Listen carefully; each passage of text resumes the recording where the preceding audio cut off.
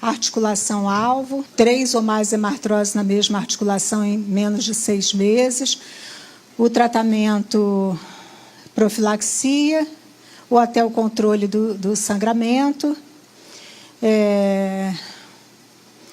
Eu trouxe esse slide só para dizer o seguinte, que precisa ajustar a conduta frente a uma articulação-alvo, mediante o registro das hemartroses no diário do paciente, as avaliações. Isso é fundamental, como já foi dito aqui pelas palestrantes, principalmente do Hemorrio, a importância, o papel do paciente como responsável para saber o que está acontecendo com ele. Então, o nosso papel é cobrar, mas não só cobrar do paciente, mas também explicar o porquê dessa cobrança, porque se ele acha que é só uma coisa administrativa, uma burocracia, não é suficiente. É importante ele saber que isso é o histórico da vida dele, é o histórico da articulação dele. E, nesse sentido, não esperar mais que 6 meses para mudar a conduta frente a uma articulação-alvo. Pensar no tratamento dessa articulação por via local. Aqui a gente tem vários tamanhos de articulações, não depende tanto da idade do paciente. Você pode ter um paciente com 8 anos, com uma articulação enorme, assim como um paciente de 5 anos. Esse é um paciente lá do Pará e que a gente tratou e está super bem agora. Lembrar que na sinovite crônica instalada pode já haver acometimento da cartilagem do osso. Desculpe eu frisar isso novamente, mas lembrando, de novo, quando a gente vai fazer a indicação da radiosinoviórtese, a gente tem que lembrar que você pode ter sinovite em todos os estágios da progressão da artropatia hemofílica. E você tem sinovite aqui, visivelmente, e degeneração da articulação, mas você pode ter também, do outro lado do espectro, uma artropatia grave, mas com sinovite, ou seja, a indicação da ablação da sinóvia hipertrófica, ou seja, da sinovectomia radioativa, é ter sinovite. É básico isso, mas não está, às vezes, muito introjetado na cabeça da gente. Tem sinovite crônica, não está melhorando com o tratamento conservador, remoção dessa sinóvia inflamada. Então, essa é a indicação da radiosinoviórtese, a presença de hemartrose crônica, hemartroses recorrentes, em que falhou o tratamento convencional. De preferência, as opções da remoção dessa sinóvia devem ser não cirúrgicas. Isso perante os guidelines da Federação Mundial de Hemofilia. E é considerada a radiosinoviórtese altamente efetiva, mais efetiva do que a sinoviórtese química, principalmente em joelho. E claro, é uma radiação ionizante, embora local e de baixa dose, mas a gente deve usar com cautela em criança. Isso segundo os guidelines da Federação Mundial de Hemofilia. Ou seja, no Brasil acontece um fenômeno aí esquisito, porque a radiosinoviórtese passou a ser quase que como a única opção.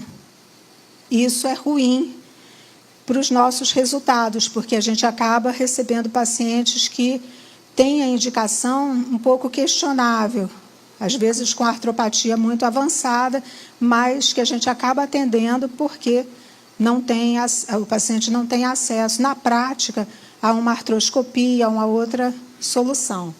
Mas o fato é que ela é minimamente invasiva e diminui os sangramentos de variáveis autores, 64%, 70%, 75%.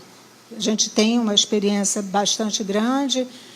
Atualmente, Nós temos 1.370 articulações e, como eu falei antes, a média de idade era 12, agora passou para 16 anos, mas a gente tem pacientes com 3 anos incompletos. Qual é esse paciente? Mas por que você usa radiocinovórtese num paciente tão novinho assim?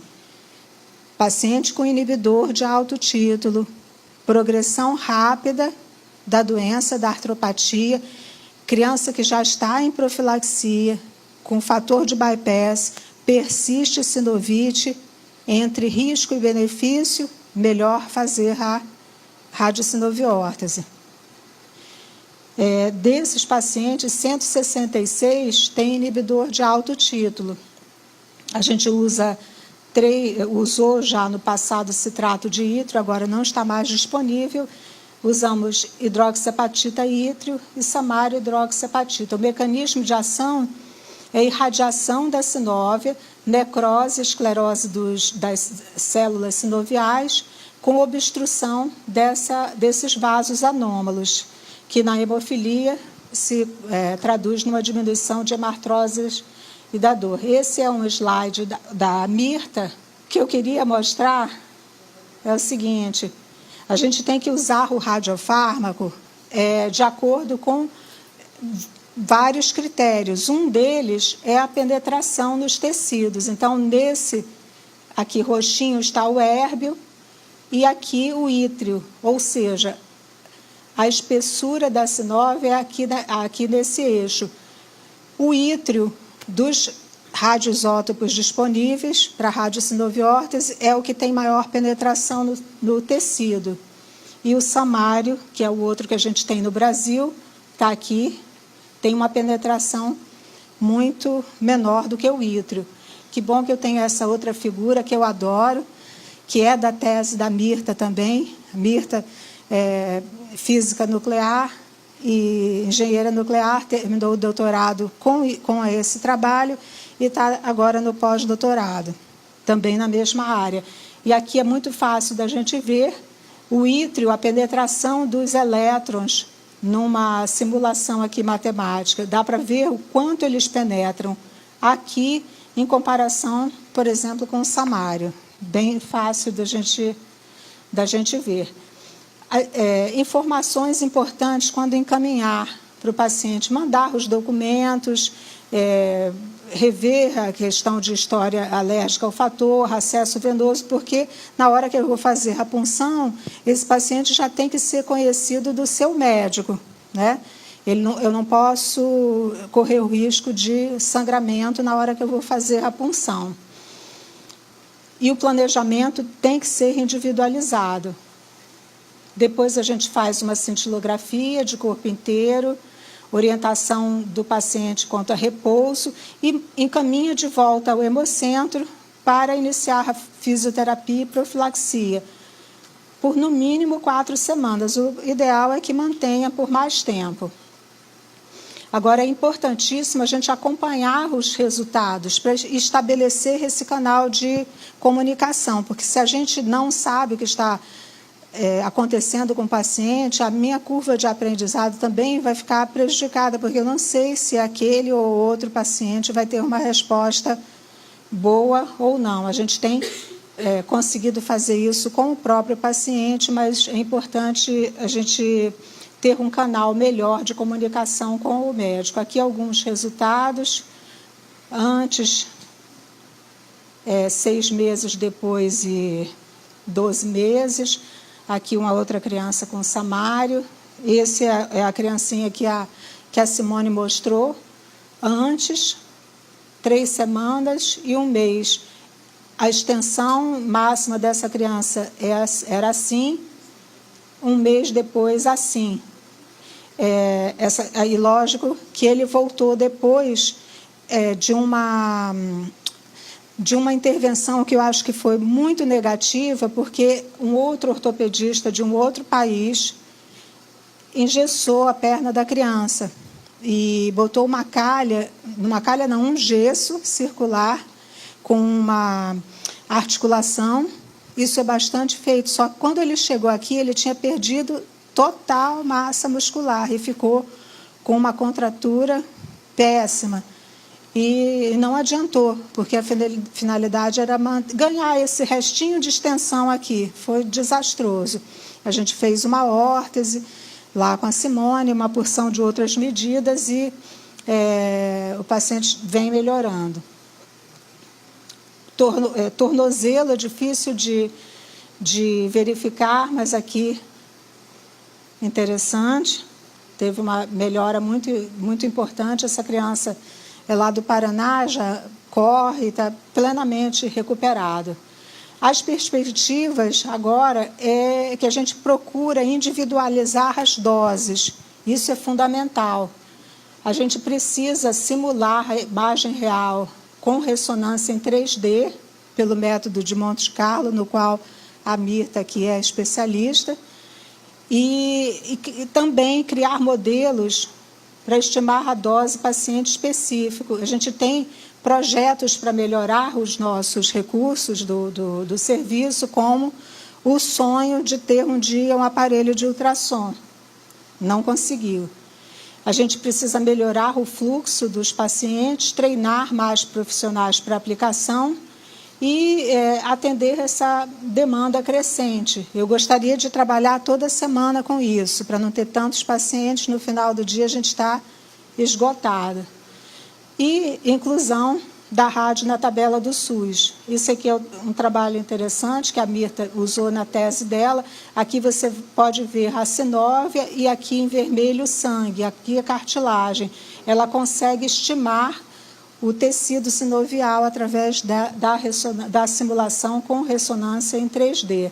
Então, para terminar, queria falar que o acesso à radiosinoviórtese, por enquanto, no Hospital Universitário Clementino Fraga, é através da minha pessoa, simplesmente porque fica mais fácil a gente conseguir lidar diretamente com o médico que indica e a gente analisar os casos. O ideal é que a gente analise os casos juntos e não só encaminhar, porque se a gente analisa junto com o médico que vai depois tratar, os resultados são muito melhores.